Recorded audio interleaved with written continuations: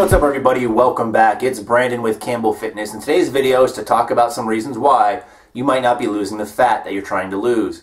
Now, there are a lot of different subjects and in-depth topics that I could discuss on this video, a lot of which get pretty technical and involved as far as bodily function goes. However, what I'd like to do first is keep this very simple and very straight to the point and talk about 3 basic reasons you'll want to take a look at first before stressing out about your diet further. The first thing we want to talk about is actually underestimating the amount of food that you're taking in. So what I mean by this is a lot of us don't measure out the food that we eat. Instead, what we do is we go off of packages and serving sizes and generally estimate how much we're eating. While this helps us not stress out about actually counting these and making it a lot easier, what it also could potentially do is be adding in hundreds of extra calories to our diet that go unaccounted for. Other ways we can go about this is not counting certain foods, maybe such as vegetables, dressings, also a lot of the drinks that contain calories that we might forget to count.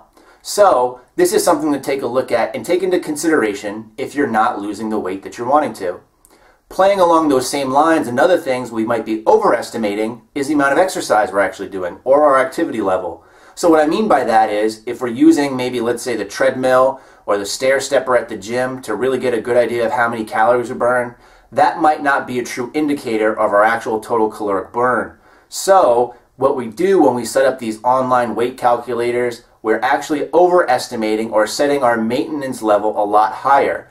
That way, when we do go on a diet and aim for a lower amount of calories, it's not a true indication of how much we should be eating. And that caloric intake might not put us in the caloric deficit that we're looking for. Again, just something to keep in mind. The third reason we're going to talk about why you might not be losing weight really boils down to just your patience and not giving your diet time to work.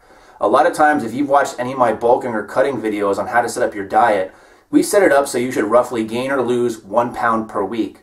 Now, taking into consideration things like water retention and fluctuation in daily weight based off what you're eating, a lot of people get extremely frustrated when they see sudden changes or not any changes at all on the scale. You have to realize that dieting and losing weight, or gaining weight in any case, takes time and patience. So, if you've only been on a diet for a week or 2 weeks tops, and maybe you're not seeing the weight you want to lose, or maybe you're really curious to why you've lost so much weight, and then a couple days later you gain some of it back, you just have to be patient and consistent with your diet, and it will take form and it will give you results. So before you really stress and freak out not losing the weight you want to lose, take a look at those 3 basic things. You might find that it makes a big difference. As always, everybody, thanks for watching. Stay big.